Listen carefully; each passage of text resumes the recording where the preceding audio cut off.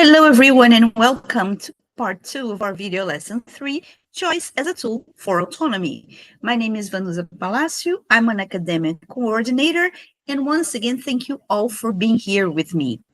In our first part, I give you an overview of the video lesson, give you also some tips in relation to it, and ended with our journey. Now, in this second part of our video lesson, I'll give you a review of the most important aspects of video lesson 2. I'll also talk about the concept of autonomy and its impact on bilingual education. In our second video lesson, Bianca talked about the importance of scaffolding to build students' knowledge and also language, to help students use the language for the task proposed. And how do we build, or how do we help students build this language? By offering them gradual help, step-by-step help, which we call scaffolding. So scaffolding is a method where you first give students a strong base of knowledge, then slowly add more on top of it. So as students become more and more independent as time goes by. A model for scaffolding was also introduced by Bianca in video lessons 2. And this model is something like this. You, as a teacher, offer students or expose students to the new language as a model. So, for example, suppose the new language is, can I borrow a pen? So the teacher, him or herself, uses this sentence or asks this question several times. So students are exposed to it. Then step 2, the teacher has students practice it through drilling, for example. So, for example, the structure, can I borrow a pen? You would have your students repeat it, or you would have your students substitute for an item in this structure. So, for example, could I have a pen? Pencil, could I have a pencil? Eraser, could I have an eraser? After step 2, practice, we have step 3, which is display. The teacher would keep the language visible during the task, for example, on the board, or the teacher would have students take notes of it in their notebooks so they could refer back to the notes or the sentences or the structure whenever they feel necessary. And the fourth step, which is used when students apply the language in a real task. So in the case of can I borrow, the teacher could have students use it whenever they were doing a project or whenever they would need to ask an object from their peers. So the teacher would go and encourage students to use it. And if they didn't, the teacher would reminds them of the structure, so they would use it anyhow.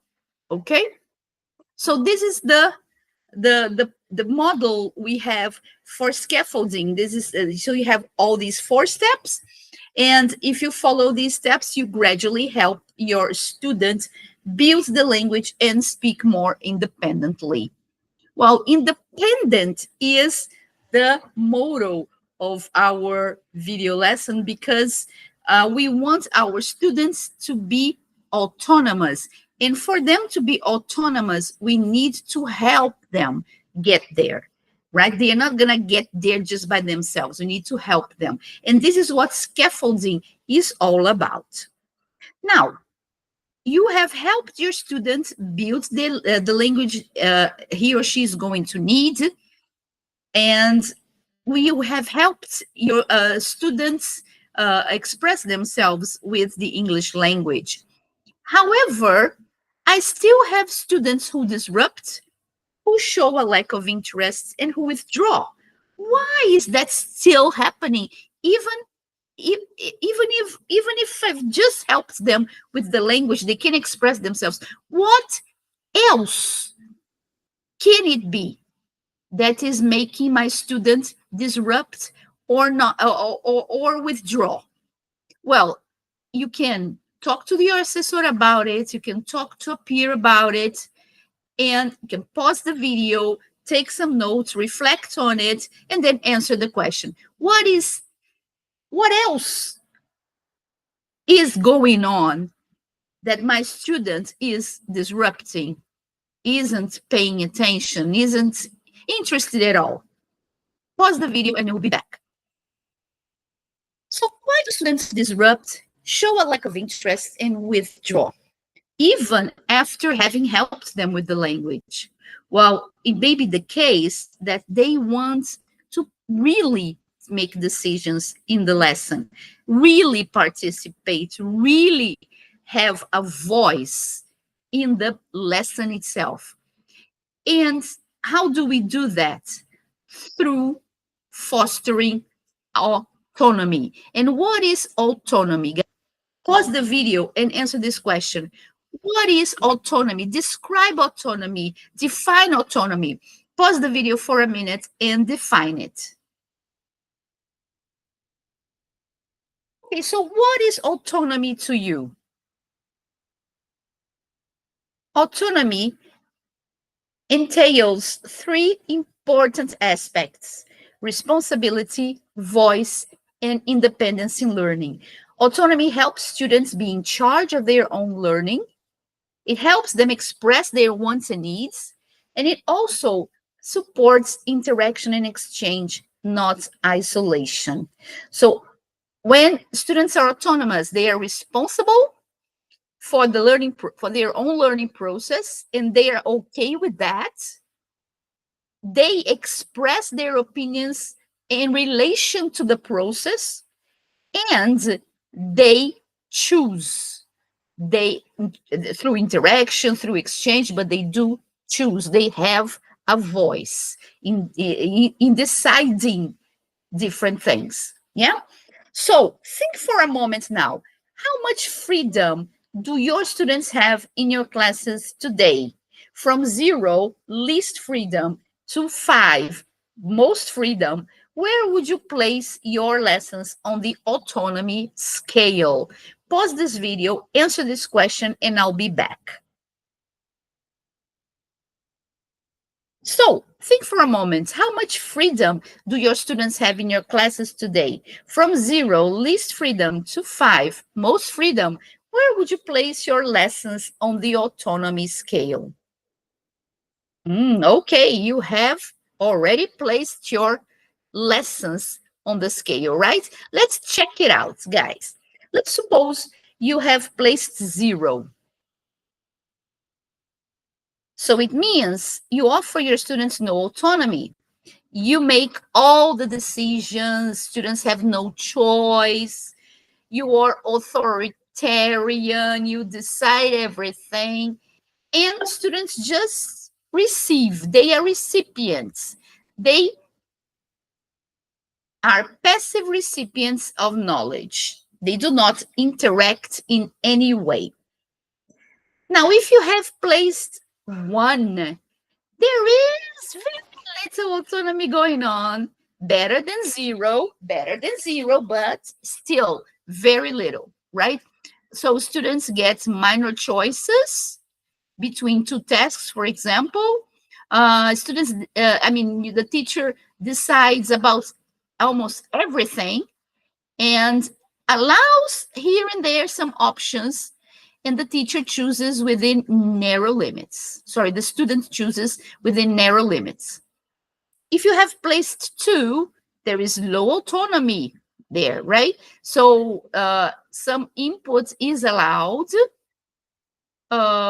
You set boundaries with slight flexibility, and students follow structure, and they have some moments of small decision making here and there. Okay? If you have placed 3, it means you offer your students meaningful choices and tasks. You are a facilitator. You share decisions, And your students take part in shaping learning.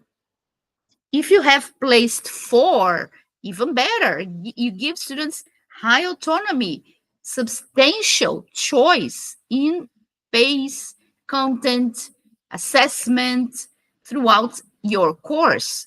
You guide and support students. You are a guidance, right? Not an authority. Let's put it this way. And students direct much of their learning through collaboration and collaborative activities. And if you have placed 5 on the scale, you are self-directed. You offer students self-directed learning moments. You are a mentor, you are a coach, and your students are independent learners. So where do you place yourself on the scale? The higher the scale, the more autonomous your students are, the less authoritarian you are, the less controlling you are, the more flexible you are. Okay? So reflect on this scale, on these characteristics, and if you need to make any changes or implement any changes, what would they be? Now, to finish up this second part, why is it important to foster autonomy? Because research in bilingual education shows that autonomy and motivation are deeply connected. When learners are offered choices, their engagement increases and they retain language more effectively. Nobody wants to have a passive role in life. Nobody wants to just receive without ever acting on the matters. Everyone likes to exchange, to interact, to uh, give and to receive equally. So let's offer our students the possibilities of receiving, yes, but also giving, exchanging, right? By offering students choices.